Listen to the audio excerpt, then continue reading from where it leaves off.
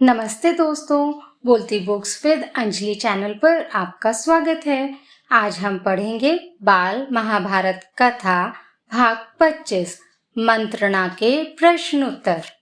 प्रश्न: अज्ञातवास के बाद पांडव किस नगर में रहे? उत्तर: अज्ञातवास के बाद विराट की राजधानी छोड़कर पांचों भाई प्रकट रूप से मतलब अपनी असली पहचान के साथ अपनी पहचान छुपाए बिना प्रकट रूप से उपलव्य नामक नगर में जाकर रहने लगे। प्रश्न: पांडवों ने अपने मित्रों व भाई बंधुओं को क्यों बुलाया? उत्तर: पांडवों ने अपने मित्रों व भाई बंधुओं को आगे का कार्यक्रम तय करने के लिए बुलाया। प्रश्न: श्री कृष्ण किन लोगों को लेकर उपलव्य गए? उत्तर: श्री कृष्ण भाई बलराम, अर्जुन की पत्नी सुभद्रा, पुत्र अभिमन्यु और यदुवंश के कई वीरों को साथ लेकर उपलव्य नगर पहुंचे। प्रश्न: अभिमन्यु का विवाह किसके साथ हुआ? उत्तर: अभिमन्यु का विवाह विराट राज की पुत्री उत्तरा के साथ हुआ। प्रश्न: कौन कौन से राजा अपनी सेनाओं के साथ पांडवों की मदद के लिए आए? उत्तर: इंद्रसेन, काशीराज, शैव्य अपनी दो अश्वहिणी सेना के साथ, द्रुपद 3 अश्वहिणी सेना के साथ, शिखंडी द्रौपदी का भाई धृष्टद्युम्न और द्रौपदी के पुत्र व अनेक राजा अपनी अपनी सेनाओं के साथ पांडवों की मदद के लिए आए। प्रश्न: सभा में श्री कृष्ण ने क्या कहा?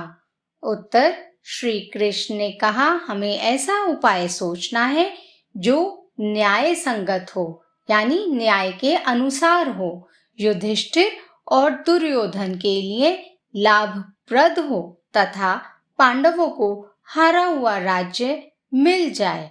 किसी योग्य व्यक्ति को दूत बनाकर भेजना होगा जो युधिष्ठिर से छीना राज्य वापस करने के लिए दुर्योधन को समझा सके। प्रश्न: श्री कृष्ण की बात पर बलराम ने क्या कहा? उत्तर: बलराम बोले कि कुंती पुत्रों को आधा राज्य मिला था, लेकिन वह जुए में हार गए। अब शांतिपूर्ण ढंग से अपना राज्य प्राप्त करना चाहते हैं।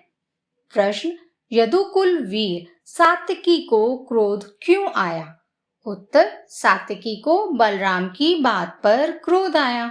बलराम के विचार से युधिष्ठिर ने अपनी इच्छा से जुआ खेलकर राज्य गवा दिया, जबकि युधिष्ठिर को आग्रह पूर्वक बुलाकर कपट से यानी छल से हराया गया था। प्रश्न: राजा द्रुपद ने क्या कहा? उत्तर: राजा द्रुपद ने कहा कि सात्यकी ने जो कहा बिल्कुल सही कहा, मैं उनकी बातों का समर्थन करता हूँ। शल्य, दृष्टकेतु, जयसेन, कैकेयी आदि राजाओं के पास अभी से दूत भेज देने चाहिए। मेरी राय में राजा धृतराष्ट्र के पास भी किसी सुयोग्य व्यक्ति को दूत बनाकर भेजना जरूरी है। प्रश्न: बलराम ने क्या कहा? उत्तर: बलराम ने कहा, हम यहाँ उत्तरा के विवाह में शामिल होने के लिए आए हैं, हमें किसी से पक्षपात नहीं करना है। अब हम अपने स्थान पर चले जाएंगे। प्रश्न: जाने से पहले बलराम ने द्रुपद राज से क्या कहा? उत्तर: बलराम ने कहा कि आप आयु और बुद्धि में बड़े हैं, धृतराष्ट्र आपकी इज्जत करते हैं, कृपाचार्य और द्रोण आपके बाल सखा हैं। बाल सखा मतलब बालपन, बचपन के दोस्त। संदेश ले जाने वाले को आप ही समझा दें। प्रश्न: श्री कृष्ण के द्वारका जाने के बाद क्या हुआ? उत्तर: श्री कृष्ण के द्वारका लौटने के बाद विराट, द्रुपद, युधिष्ठिर युद्ध की तैयारी में लग गए। दूत भेजकर मित्र राजाओं को सेना इकट्ठी करने का संदेश भेजा। दुर्योधन भी युद्ध की तैयारी में जी जान से लग गया। उन्होंने अपने मित्रों को सेना इकट्ठी करने के लिए संदेश भेजा। प्रश्न, श्री कृष्ण के पास अर्जुन और दुर्योधन क्यों गए? उत्तर, श्री कृष्ण के पास अर्जुन और दुर्योधन युद्ध में सहायता मांगने के लिए गए। प्रश्न, श्री कृष्ण ने अर्जुन और दुर्योधन से क्या कहा? उत्तर, श्री कृष्ण ने कहा कि एक तरफ मैं अकेला और निहत्ता हूँ, निहत्ता मतलब कोई हथियार नहीं होगा मेरे पास, दूसरी तरफ मेरी नारायणी सेना है। अर्जुन, तुम छोटे हो, इसलिए पहले तुम बताओ क्या चाहिए? प्रश्न, अर्जुन ने श्री कृष्ण से सेना की जगह स्वयं श्री कृष्ण को क्यों मांगा?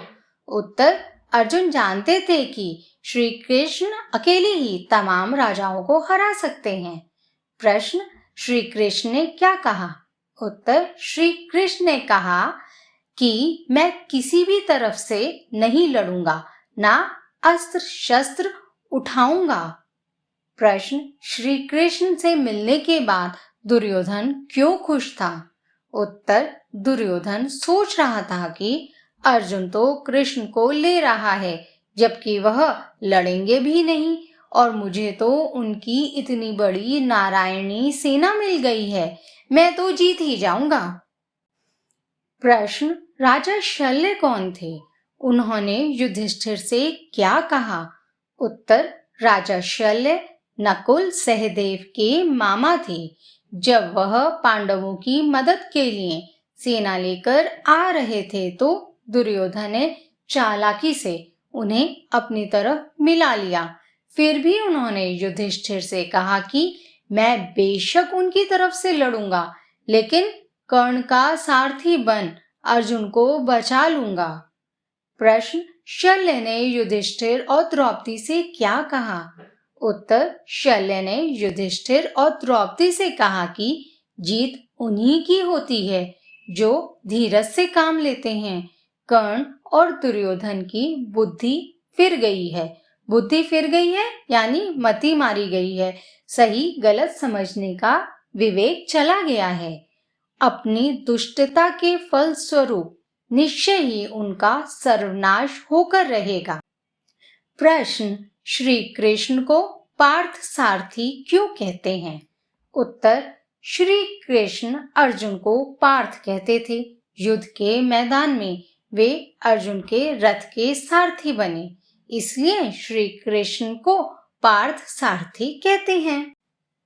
बाल महाभारत कथा भाग 25 के प्रश्नोत्तर समाप्त होते हैं। अगला भाग है राजदूत संजय। वीडियो देखने के लिए धन्यवाद। उम्मीद है इस वीडियो से आपको आपके एग्जाम की तैयारी में मदद मिलेगी। प्लीज इसे शेयर और लाइक करिएगा और इसी तरह के और एजुकेशनल कंटेंट के लिए चैनल को सब्सक्राइब करिएगा। Thank you, bye bye, take care.